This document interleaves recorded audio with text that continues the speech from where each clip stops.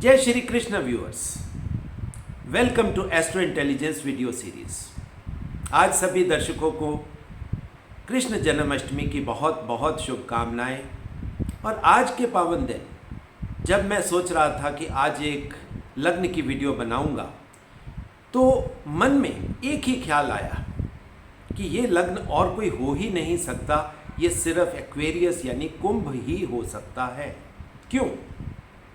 क्योंकि थोड़ा सा हिंट, जब मैंने तुला लग्न का वीडियो बनाया था तो आपको बताया था कि भगवान श्री कृष्ण की माया और लीला, और वहाँ पर मैंने आपको हिंट दिया था कि ज़्यादा डिटेल में जब हम एक्वेरियस यानी कि कुंभ लग्न में जाएंगे तो वहाँ पर ज़्यादा डिटेल में इस सब्जेक्ट को समझेंगे।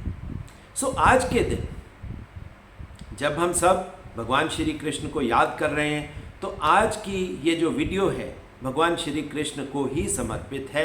आज हम उनको डीप से डीप जाकर जानने का प्रयास करेंगे। तो दर्शकों, सबसे पहले जैसे मैं हर वीडियो में कहता हूँ, किसी भी लग्न को समझने के लिए हमें उस लग्न को, उस लग्न के स्वामी को, उस लग्न के अंदर जो नक्षत्र हैं उनको समझना बहुत ज़रूरी होता है। अगर हम लग्न की बात करें, एक्वेरियस का मतलब ही क्या होता है? एक्वेरियस का एक ही मतलब है, यानी कुंभ, यानी वो रेजरवायर जहाँ पर अमृत पड़ा है, एक पॉट जिसमें अमृत पड़ा है। और ये जो अमृत है, ये हर आत्मा की, जो भी जन्म लेके दुनिया में आता है, ये उसका उद्देश्य है, या हम कह सकते हैं इच्छा पूर्ति का वायस है। हम उद्देश्य रखते हैं कि ये हमारी एम्बिशन है, और वैसे भी एक्वेरियस को इच्छा पूर्ति का भाव ही बोला जाता है। यहाँ पर इच्छाओं की पूर्ति का भाव है ये। जब लग्न की बात करेंगे तो इच्छाओं की पूर्ति की बात तो आएगी ही। ये तो था इसका शाब्दिक मीनिंग, जिसको हम कहते हैं वर्डली मीनिंग। अब हम इसके स्वामी की बात करते हैं। स्वामी ये अकेला लग्न है जहाँ पर स्वामी आपको एक नहीं दो मिलेंगे। शनि देवता भी इसके स्वामी हैं, और साथ में ही राहु देवता भी यहाँ को रूलर के तौर पर स्थापित है, यानी कि राहु को सह स्वामित्व प्राप्त है। तो जब दो स्वामी आ जाएं तो आप समझ सकते हो कि थोड़ा बहुत दोनों का एरिया डिफरेंस तो होगा। अब शनि देवता कर्म के अधिपति हैं। कर्म से जो भी हमारा उद्देश्य होता है, जो भी हमारी इच्छा होती है, जिसकी वजह से हम कर्म करते हैं, वो इच्छा कहीं ना कहीं, आप देखिए, राहु को जो को रूलरशिप दी गई है वो उसी वजह से दी गई है क्योंकि राहु को भी देवता का स्टेटस प्राप्त है। और राहु अकेली एक एंटिटी है हमारे ज्योतिष शास्त्र में जो भगवान विष्णु द्वारा बनाई गई है। उन्होंने खुद राहु को क्रिएट किया, मायापति विष्णु ने राहु को क्रिएट किया। हम समझ सकते हैं कि माया को समझाने के लिए और माया से पार जाने के लिए अब कर्म हम करते हैं। कर्म का माध्यम हमें एक इच्छा पूर्ति की तरफ ले जाता है। कर्म से एक उद्देश्य होता है कर्म करने का, जो हमें इच्छा पूर्ति की तरफ लेकर जाता है। मगर यहाँ पर इच्छा पूर्ति होती है या नहीं होती? दूसरा, इस लग्न के साथ एक और शब्द साथ में एसोसिएटेड है, वो है लाभ। ये लाभ का लग्न। दुनियादारी वाले लोग यहाँ पर लाभ और इच्छा पूर्ति को मेटीरियल सब्जेक्ट के तौर पर देखेंगे। मगर अब भगवान कृष्ण तो इस माया से पार हैं। अब उसी चीज़ को समझने के लिए हमें नक्षत्रों में जाना पड़ेगा, क्योंकि नक्षत्रों को समझे बिना हम किसी भी लग्न को समझ ही नहीं पाएंगे। सबसे पहले जो नक्षत्र यहाँ पर हमें मिलता है वो धनिष्ठा, जो मंगल का नक्षत्र है, वैसे हम उसको मानते हैं वो भगवान विष्णु के स्वामित्व का ही नक्षत्र है। धनिष्ठा के 2 पद यहाँ पर आपको मिलते हैं और उसके बाद दूसरा नक्षत्र मिलता है राहु देवता के स्वामित्व वाला शतभिषा नक्षत्र। अब यहाँ पर देखिए, ये अकेला नक्षत्र है जो इस लग्न में पूरा का पूरा आपको मिलेगा। इसमें आधा अधूरा कुछ नहीं। धनिष्ठा आधा मिलेगा, शतभिषा पूरा मिलेगा और उसके बाद भाद्रपद भी अधूरा ही मिलेगा। अब यहाँ पर आपको खास बात जो है वो इस लग्न की राहु ही है। अब शतभिषा के नाम से जैसे ही बात आती है, ये राहु देवता के स्वामित्व का है, ये आप सबको मालूम है। मगर शतभिषा, अब शत का मतलब होता है 100। नॉर्मल लोग जब इसको शतभिषा की बात करते हैं तो ये कह देते हैं कि ये 100 तारों का नक्षत्र है, और कुछ लोग कह देते हैं कि ये 100 फिजिशियंस, 100 चिकित्सकों का है। मगर यहाँ पर मेरे को लगता है कि थोड़ा सा इसे समझने में हमने जल्दबाजी करी हुई है, क्योंकि जो शत प्लस भिषा, अब भिषा वर्ड क्या है, अब इसको समझें। भिषा वर्ड को अगर हम पीछे जाकर व्याकरण में देखने का प्रयास करेंगे या डिक्शनरी में जाने का प्रयास करेंगे तो हमें 2 वर्ड मिलेंगे। एक तो वर्ड मिलेगा अभीष्ट, जिसको भिषा के साथ हम एसोसिएट कर सकते। अभीष्ट का मतलब होता है हमारा उद्देश्य, इच्छा से जो उद्देश्य बनता है, यानी कि हम कौन सा अभीष्ट फल प्राप्त करते हैं। हम पूजा पाठ करते हैं तो मन में हमारे एक ध्येय होता है, एक उद्देश्य होता है, यानी कि हम अभीष्ट फल पाने की कोशिश करते हैं। सो भिषा ये उस भिष्टा से बना वर्ड है जिसमें इच्छाएं और इच्छाओं से उपजी हुई उद्देश्य। और दूसरा वर्ड जो यहाँ पर मिलता है वो है विभीषणा या विभीषका।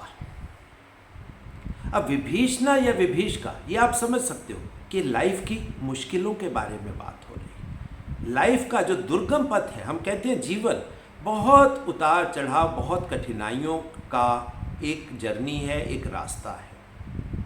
अब ये जो कठिनाइयाँ हैं ये विभीषिकाएं हैं, जिसको हम विभीषणा भी कह देते हैं। सो ऐसा नहीं है कि इस नक्षत्र में पॉजिटिव ही बोला गया है या पॉजिटिव के बारे में ही समझाया गया है। यहाँ पर लाइफ के उस डार्क साइड को भी बताया गया है जिसमें डिफ़िकल्टीज हैं, जिसमें विभीषणाएं हैं, जिसमें विभीषिकाएं हैं। तो वो डिफ़िकल्टीज की बात भी यहाँ पर है, और डिफ़िकल्टीज को ओवरकम करके ही तो हमें इच्छा पूर्ति प्राप्त होगी। और उसके बाद भाद्रपद, जब हम लाइफ की दुर्गम कठिनाइयों को पार करके जब हम अच्छी जगह पर पांव रखेंगे तो हमारे पांव पवित्र हो जाएंगे। या हम कह सकते हैं कि यहाँ तक पहुँचते पहुँचते हम क्या बन जाएंगे, भगवान कृष्ण ही बन जाएंगे। और भगवान कृष्ण या भगवान विष्णु, उनके पैर तो होते ही पवित्र हैं। अब ये नक्षत्रों से जब हम समझने का प्रयास करेंगे तो एक बात दर्शकों आप सबके मन में आ गई होगी कि एक्वेरियस यानी कि कुंभ लग्न का जो अंदर डीप मीनिंग पड़ा है वो हमारे जीवन की इच्छाओं से है। और जीवन की इच्छाएं आप देखिए कहाँ से बनती हैं। अब थोड़ा सा मैं माइथोलॉजी में आपको और लेकर जाऊंगा। ब्रह्मा क्रिएटर है, शिव डिस्ट्रॉयर है। क्रिएटर और डिस्ट्रॉयर के बीच का जो सेतु है, जो बीच का जो ब्रिज पुल है, वो भगवान विष्णु है। और भगवान विष्णु हमारे ज्योतिष शास्त्र में श्रवण नक्षत्र से उनकी शुरुआत हो जाती है। श्रवण और धनिष्ठा ये दोनों नक्षत्र भगवान विष्णु के तो हैं। सो इस लग्न में हम भगवान विष्णु से ही तो एंटर हो रहे हैं, यानी भगवान विष्णु की क्रिएशन। अब भगवान विष्णु की क्रिएशन तो राहु देवता है। अब राहु देवता को क्रिएट इंटेंशनली किया गया और अमृत लेने के बाद क्रिएट किया गया। अब जब मैं एक वर्ड बार बार बोलता हूं, माया और लीला, अब आप देखिए ये दो चीजें हैं। माया और लीला, हम इंसान, क्योंकि हम नॉर्मल ह्यूमन बींग्स हैं, अभी वो परमात्मा का अमृत का स्वाद हमने नहीं चखा, हमें नहीं पता कि वो अमृत कैसा है। तो हम कोई भी कर्म करते हैं जो शनि देवता के माध्यम से होता है, तो हम उसके साथ कोई उद्देश्य निश्चित कर लेते हैं, कोई चीज़ अटैच कर देते हैं कर्म के साथ, और वही तो कर्म का बंधन है, कर्म का बॉन्डेज है, जो अटैचमेंट बनती है। और जब हम अटैचमेंट से कर्म करते हैं तो ये कर्म का बंधन है, और ये हमें कहाँ लेकर जाएगा? ये हमें माया में लेकर जाएगा। मगर भगवान विष्णु के अवतार श्री कृष्ण जब वो कर्म करेंगे तो उनका कोई उद्देश्य हो ही नहीं सकता जिसको हम मेटीरियल भाषा में इंगित कर सकें। उनका उद्देश्य बड़ा ही होगा। और वो आप देखिए, भगवान कृष्ण के जन्म से आप शुरू करिए कि भगवान कृष्ण ने जो अपने जीवन में कर्म किए, उन्होंने कैसे किए, हम क्यों उसको लीला बोलते हैं भगवान कृष्ण के कर्मों को। अब हम थोड़ा सा कर्मों के माध्यम से माया क्या होती है और लीला क्या होती है, इसको समझने का प्रयास करते हैं। हम इंसान कर्म करते हैं तो उसके साथ कोई उद्देश्य अटैच कर देते हैं, और जैसे ही कोई उद्देश्य अटैच होता है तो ये माया बन जाती है, क्योंकि हम कर्म के बंधन में फंस जाते हैं। मगर भगवान कृष्ण कैसे कार्य करते हैं, उनके हर कार्य को लीला क्यों बोला जाता है, उनके बचपन से अब हम समझने का प्रयास करेंगे। बचपन में जो सबसे पहली स्टोरी आपको मिलती है वो क्या है? राक्षसी पूतना, वो उनका वध करने के लिए आई।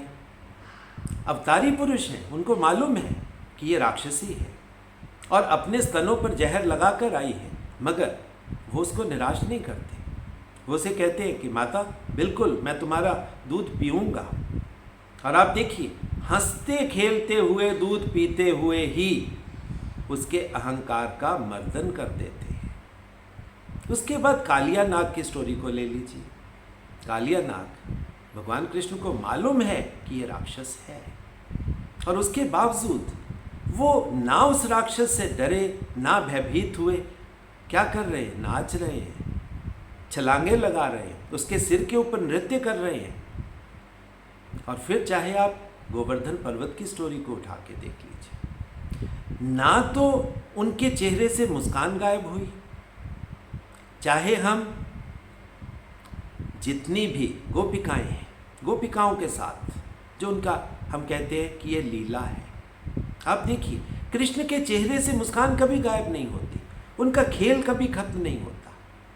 वो हंसते खेलते हुए सबके साथ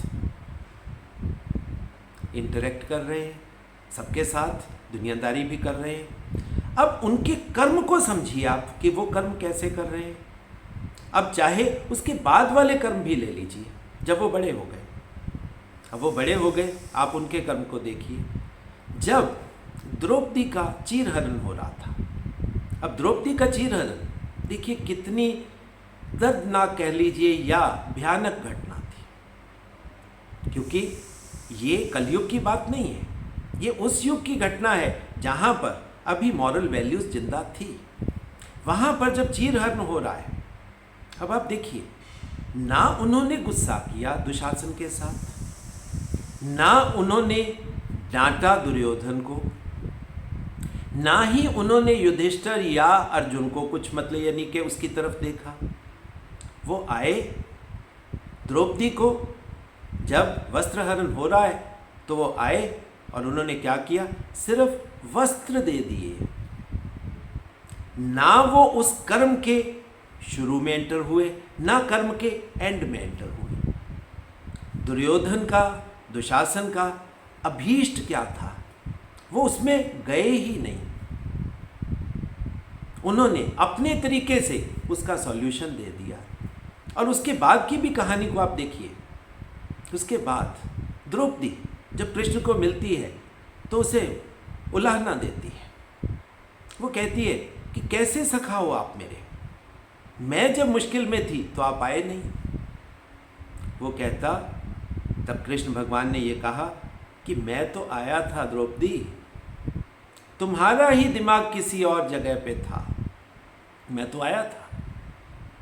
अब आप देखिए, ये जो भाषा है ये किसकी हो सकती है? ये नॉर्मल इंसान की तो हो नहीं सकती।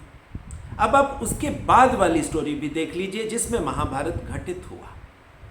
अब महाभारत घटित हुआ, क्या कृष्ण भगवान अवतारी पुरुष है?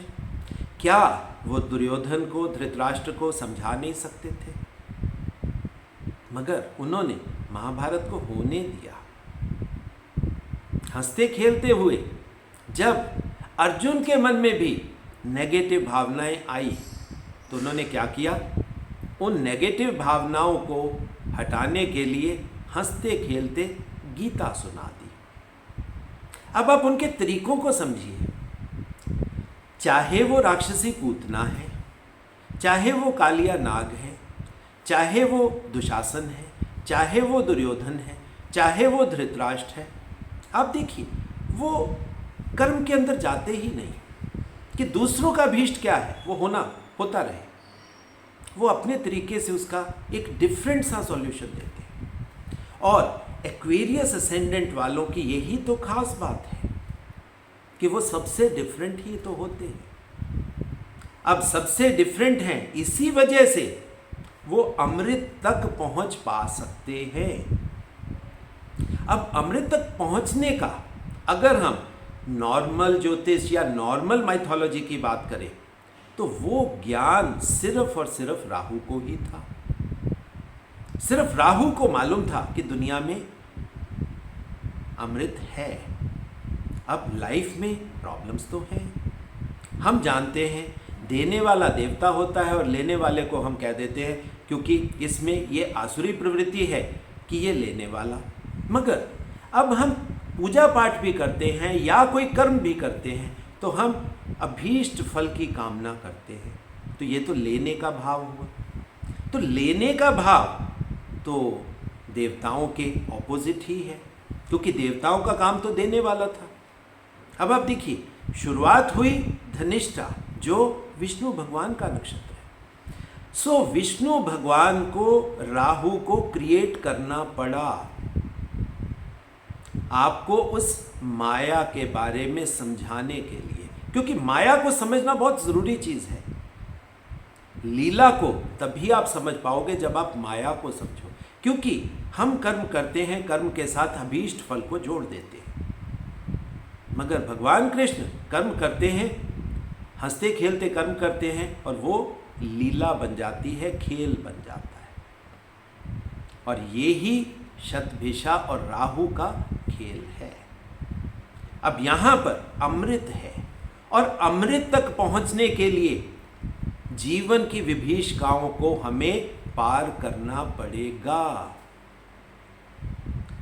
शतभिषा 100 इच्छाएं हो सकती हैं, 100 विभीषणाएं भी हो सकती हैं। अब आप समझिए, ये बहुत डीप मीनिंग है।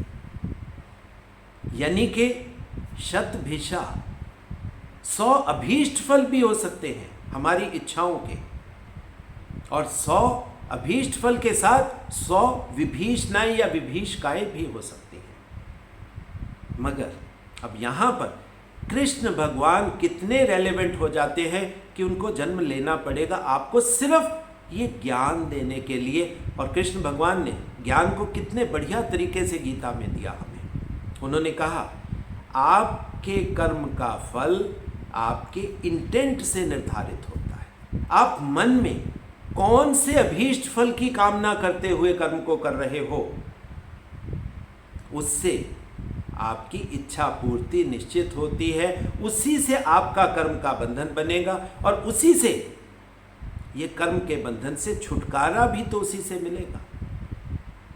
माया में जाना ही पड़ेगा, जीवन की विभीषिकाओं को झेलना ही पड़ेगा। और जीवन की विभीषिकाओं को झेलते झेलते जब हम समुद्र मंथन की अवस्था में आ जाएंगे, तब अमृत आएगा, तब ही राहु आएगा, और तब ही भगवान कृष्ण आएंगे। और जब भगवान कृष्ण आएंगे तो वो हमें गीता का ज्ञान देंगे, जिससे हमें पता लगेगा कि माया क्या है। अब दर्शकों आप समझिए, ये है कुंभ। और स्टोरी को जरा सा और मैं एसोसिएट कर देता हूँ, आपके लिए इंटरेस्टिंग बना देता हूँ। जो अमृत निकला समुद्र मंथन के बाद, उसको रखा कहाँ गया? वो रखा गया चंद्रमा पे। अब चंद्रमा क्या है? चंद्रमा आपका मन ही तो है। अब ये ही बात है कि कहानी चाहे भगवान कृष्ण की है, चाहे भगवान विष्णु की है, चाहे महाभारत की है, या हमारे जीवन की है, ज्योतिष तो है। मन, हर चीज का कारक मन है। हर तरह की प्रॉब्लम्स मन से ही शुरुआत होती है। और अमृत भी किसके पास होगा? मन के पास ही होगा। और राहु क्या है? मन की ही तो एक्सटेंशन है। जब मन फ्यूचर की तरफ जाता है तो वही तो राहु है। मगर ये राहु मेटीरियलिस्टिक राहु है।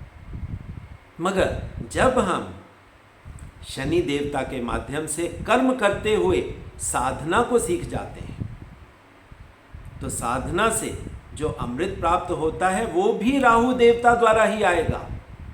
आप देखिए, राहु का पहला मेटीरियल पार्ट माया है, और राहु का जब स्पिरिचुअल पार्ट, जो अमृत का पार्ट है, वो लीला है। एक तरफ शनि का कर्म है और दूसरी तरफ राहु द्वारा समझाई जाने वाली चीजें हैं। अब ये एक्वेरियस है। सो एक्वेरियस आप समझ सकते हो कि इसमें बहुत डीप फिलॉसफी है। तो ये लोग डीप फिलॉसफर्स होंगे, फिलेंथ्रोपिस्ट होंगे, रिसर्चर होंगे, क्योंकि माया को समझने के लिए रिसर्च तो करनी पड़ेगी। हाईएस्ट लेवल ऑफ इंटेलिजेंस होगा, एजुकेशन भी कह सकते हो आप, नॉलेज इनके पास सबसे ज़्यादा होगी। मगर जो चीज़ इनके पास सबसे डिफरेंट होगी वो होगी कि ये सबसे डिफरेंट हैं।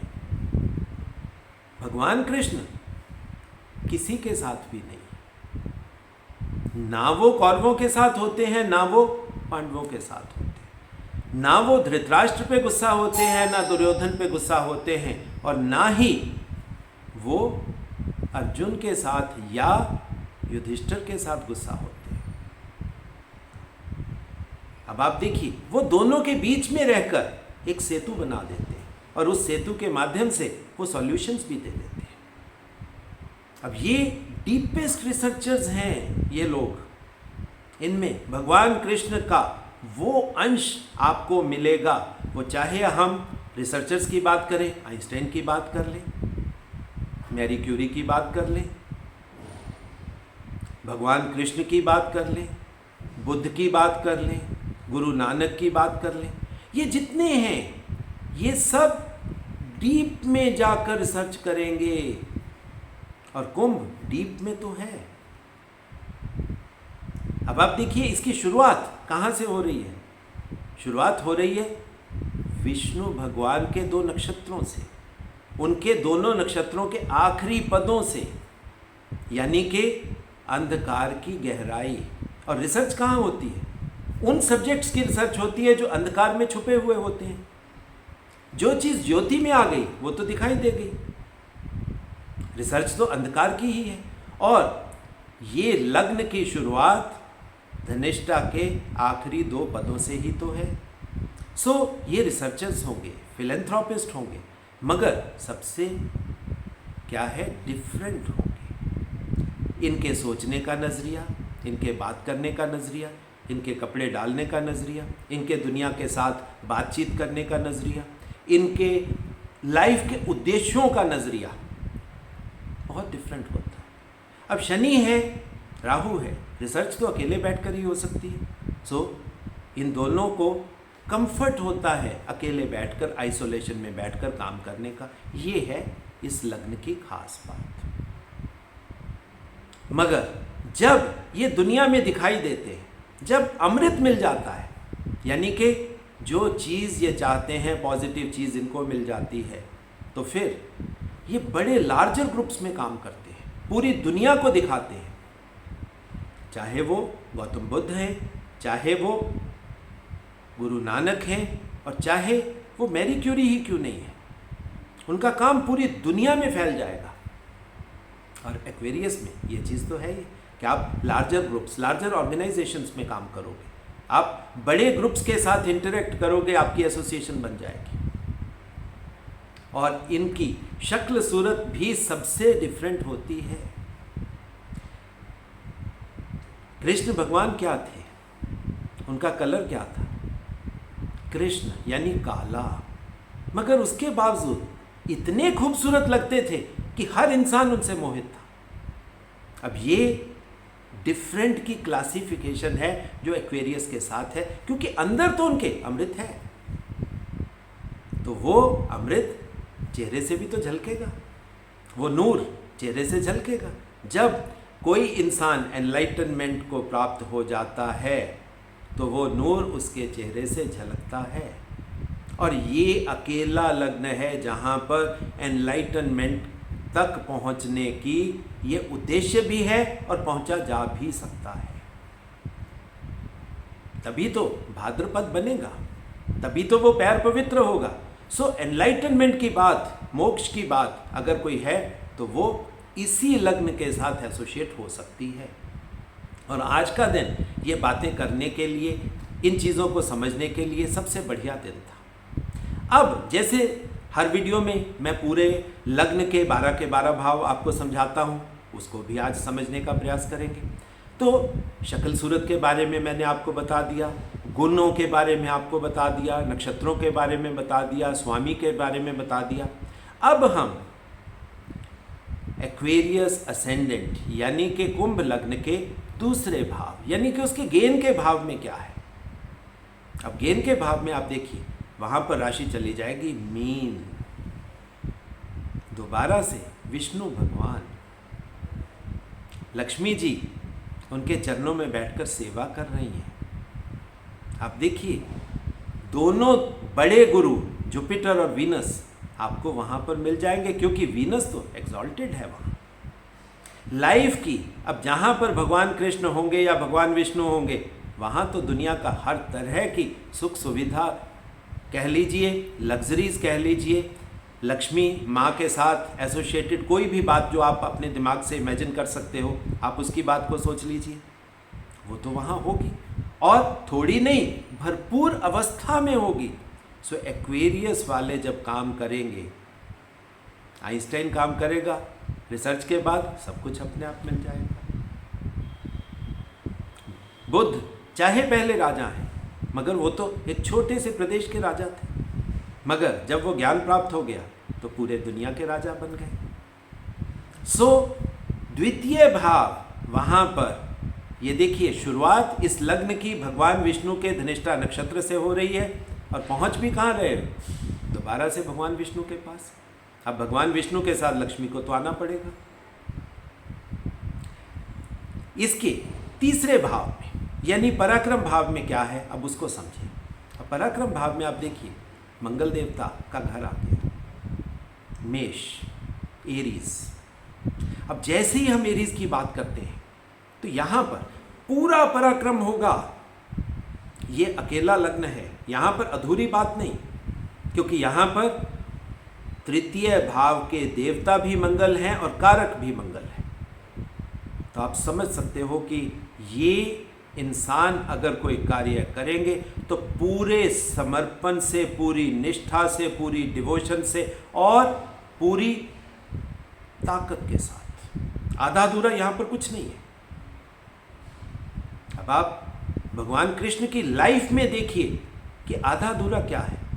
राक्षसी पूतना, ये छोटे से बच्चे, मगर कार्य पूरा हुआ।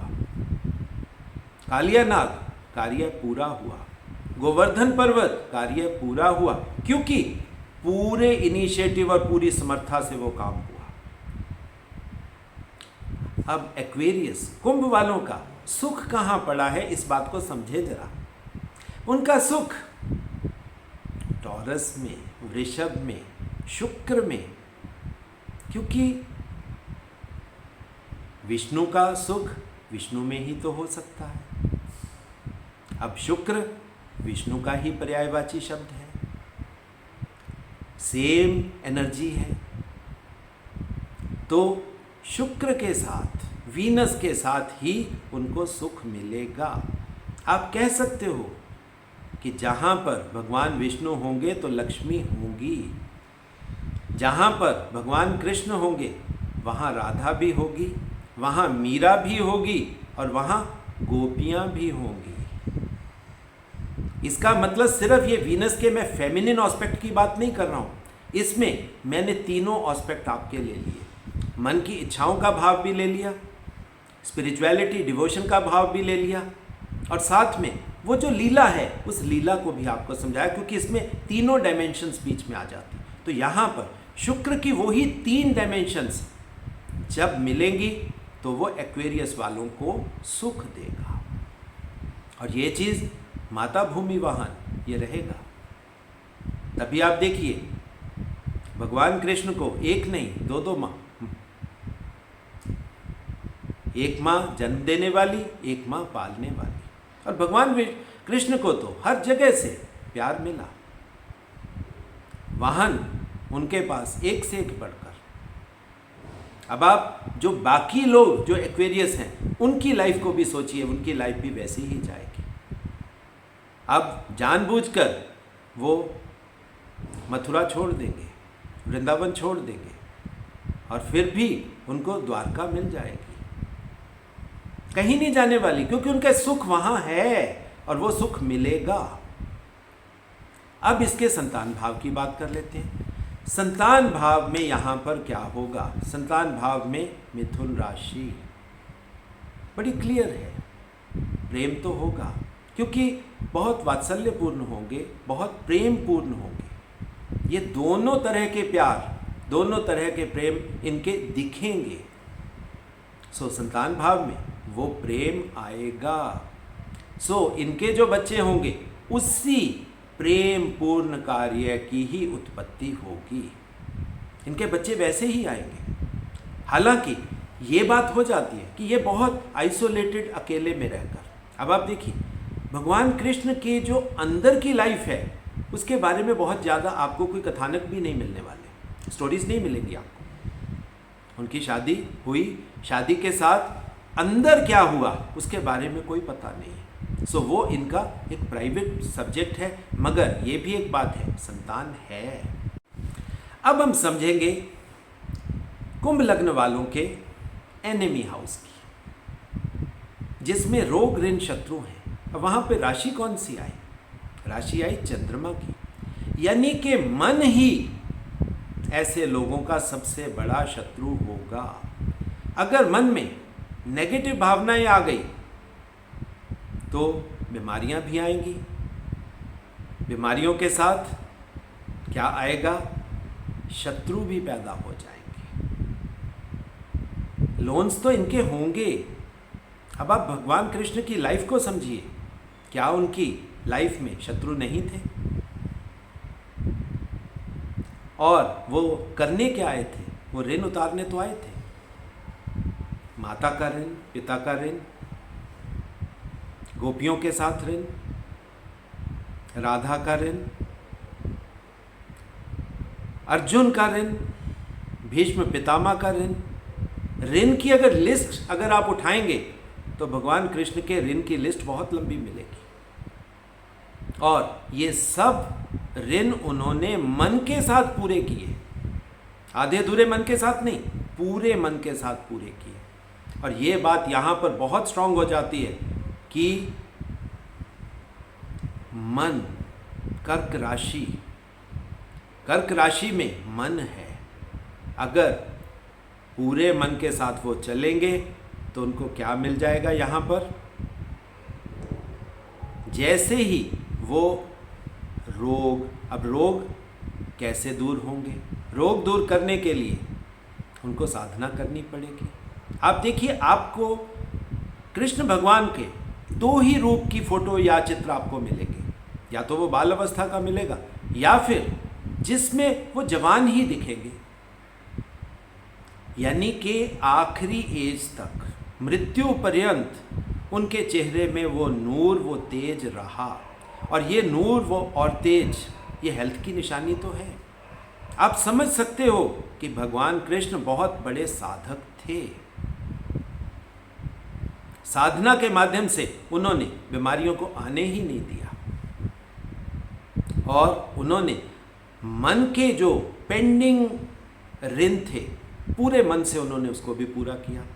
और उसके साथ माता भूमि वाहन, वो तो उनको साथ में मिल ही जाने थे।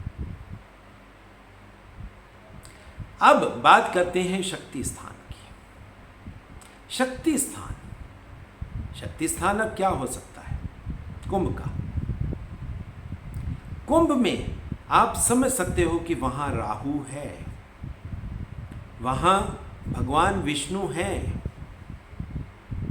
अगर भगवान विष्णु हैं तो शक्ति वो किसको देंगे, शक्ति तो आत्मा को ही देंगे। सो शक्ति स्थान में आत्मा रूपी सूर्य को होना पड़ेगा,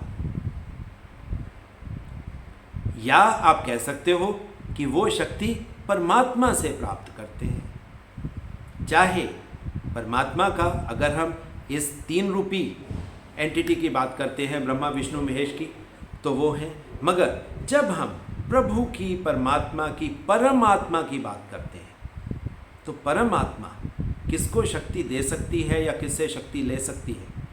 आत्मा परमात्मा से शक्ति लेती है। जब चाहे वो विष्णु रूप है, जब उसको जन्म मिल गया तो वो आत्मा है, और आत्मा को शक्ति अपने से बड़े परमात्मा से मिलेगी।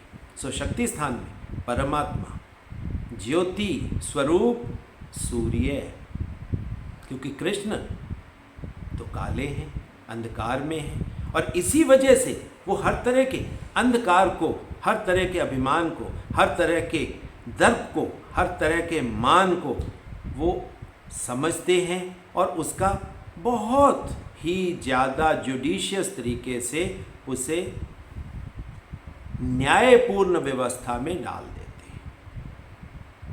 वो दुर्योधन को कुछ नहीं कहते, वो दुशासन को कुछ नहीं कहते, वो अर्जुन को भी कुछ नहीं देते, मगर जब ज़रूरत पड़ती है, आप देखिए, वो हर तरह का वो कार्य करते हैं जिसकी आवश्यकता है।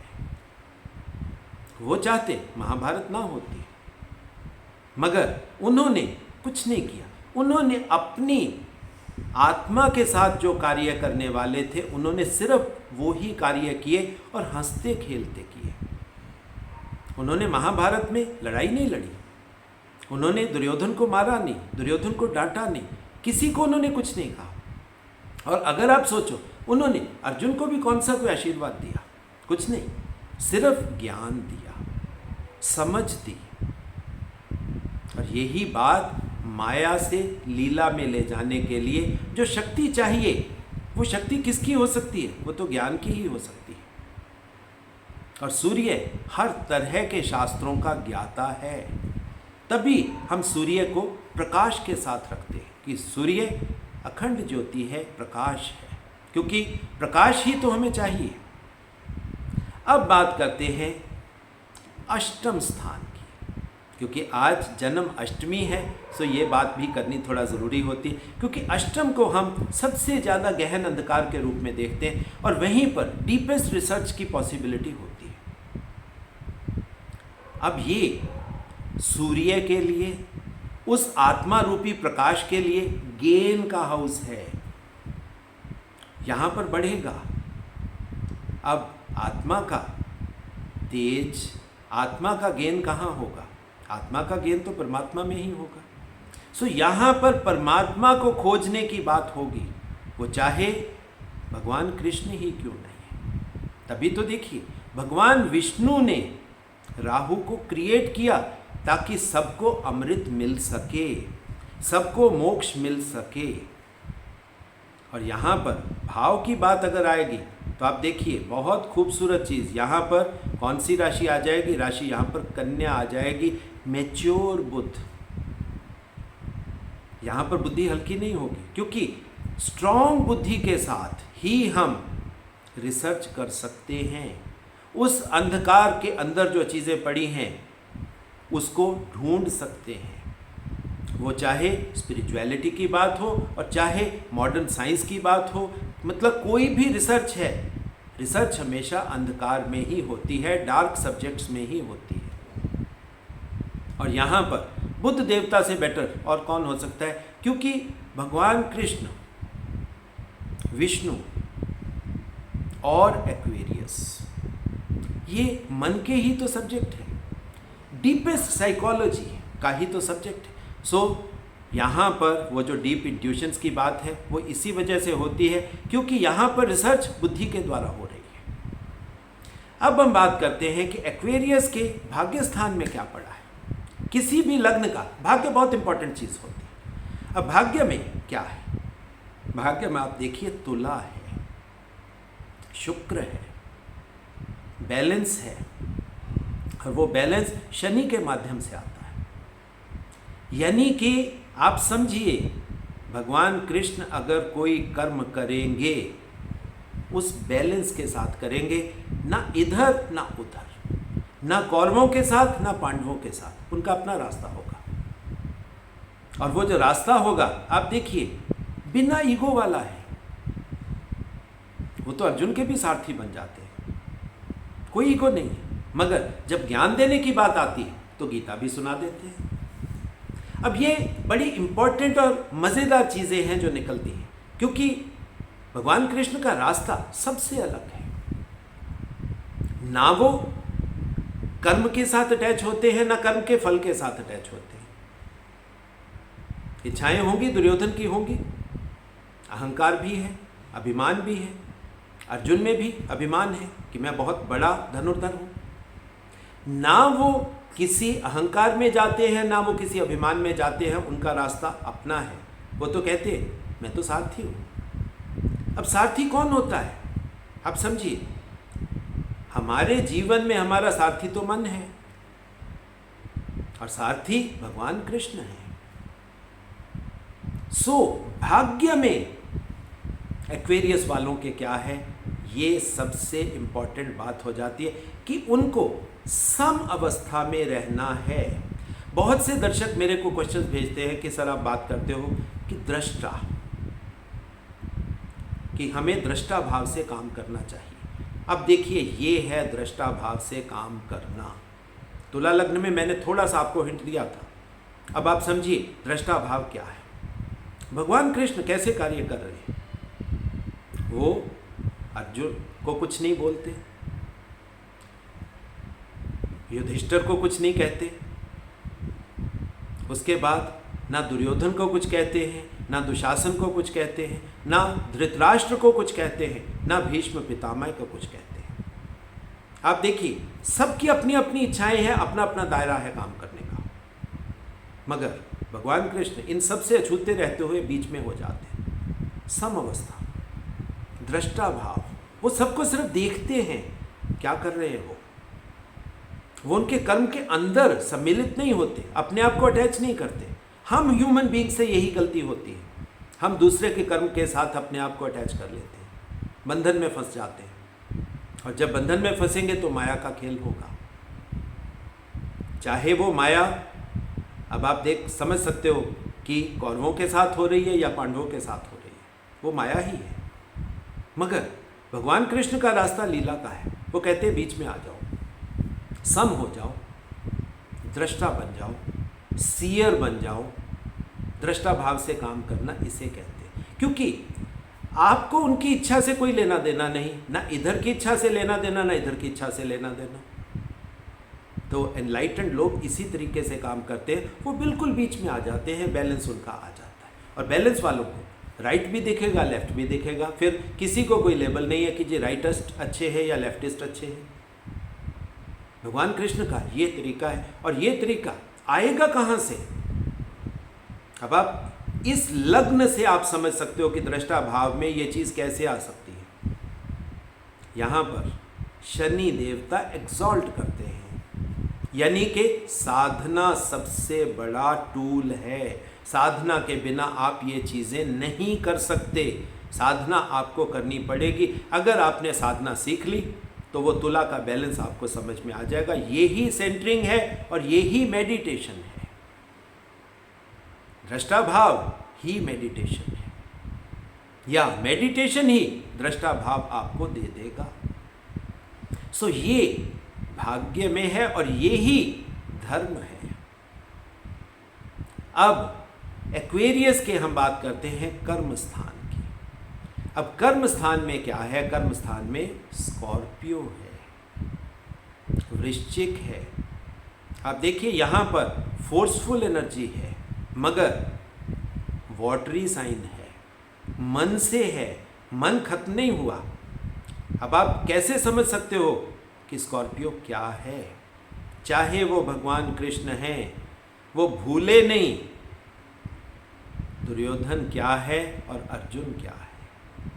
जब कर्ण और अर्जुन की लड़ाई हो रही और कर्ण ने अर्जुन को उससे काफ़ी बेटर तरीके से कर्ण लड़ रहे थे, और जब भगवान कृष्ण को लगने लग गया कि अर्जुन कर्ण को नहीं जीत पाएगा, तब आप देखिए उनमें भी वो मन आया।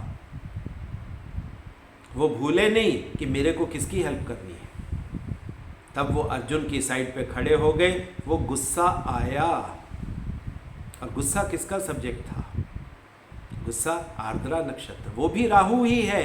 अब आप देखिए मन किस तरह विक्षिप्त होता है। ये स्कॉर्पियो है, वाटरी साइन है। तो भगवान कृष्ण ने भी रथ का पहिया उठा के सुदर्शन चक्र बना लिया, मगर यहाँ पर भी देखिए उन्होंने बैलेंस लूज नहीं किया। गुस्सा आया, उन्होंने बता दिया कि गुस्सा ह्यूमन इमोशन है, क्योंकि मैं अब इंसानी शरीर में हूँ, ये ह्यूमन इमोशन है। मगर उन्होंने कर्ण का वध नहीं किया। गुस्सा ज़रूर आया, मगर गुस्से को फिर बैलेंस कर लिया। अब ये है कृष्ण भगवान का स्कॉर्पियो। अब कृष्ण भगवान की या एक्वेरियस असेंडेंट की इच्छा पूर्ति कहाँ से होगी? अब ये पीछे वाला जो भाव था ये कर्म का भाव था। अब इच्छा पूर्ति कृष्ण भगवान की क्या है? वो तो गीता में ही है। गीता के उपदेश में ही तो उनकी इच्छा पूर्ति है। वो आपको बता सकते हैं कि अमृत कहाँ पड़ा है, वो आपको बता सकते हैं अमृत को लेना कैसे है। वो जो ज्ञान, वो ज्ञान का हाउस कौन सा है? वो सेजिटेरियस है। सो सेजिटेरियस जुपिटर के पास ही उनकी इच्छा पूर्ति होगी, और इच्छा पूर्ति से जब हम आगे जाएंगे तो वो कौन सा? द्वादश भाव, 12th हाउस, लिबरेशन का हाउस। अब लिबरेशन कहाँ पे होगी? लिबरेशन के लिए शनि में ही जाना पड़ेगा उन्हें। यानी उन्होंने ये चीज़ दुनिया को समझा दी कि मृत्यु भी एक तरीके का कर्म ही तो है। कर्मों के माध्यम से जो कुछ भी हम अचीव कर लेते हैं, जो एंड की बात है, वो एंड, वो भाव है। और उस भाव में आप समझ सकते हो कि कैप्रिकॉर्न क्यों आएगा। यानी कर्म वो करेंगे कौन सा? विष्णु भगवान वाला। लक्ष्मी भी दिखेगी, ज्ञान भी होगा, मगर ये करते हुए मृत्यु को तो प्राप्त होना ही है। लिबरेशन तो करनी ही है, इस शरीर को छोड़ना ही है, और ये अकेले में होगा। शनि है। अब आप देखिए शनि की इम्पोर्टेंस कितनी ज़्यादा है, जुपिटर की इम्पोर्टेंस कितनी ज़्यादा है। अब चाहे आप समझ सकते हो शतभिषा नक्षत्र में भी शनि और जुपिटर ही दो दो पदों के स्वामी हैं। वो चाहे लाइफ गौतम बुद्ध की हो, गुरु नानक की हो, भगवान कृष्ण की हो, या हमारे जैसे नॉर्मल इंसानों की हो, जीवन जीने का असली तरीका ये है। आप माया में फंसो नहीं, लीला करो।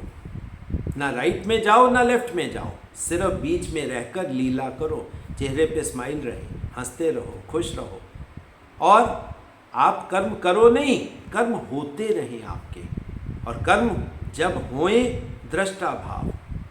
आपकी नींद नहीं होनी चाहिए, आपको आप सोए हुए नहीं होने चाहिए, आप हमेशा जागृत अवस्था में होने चाहिए।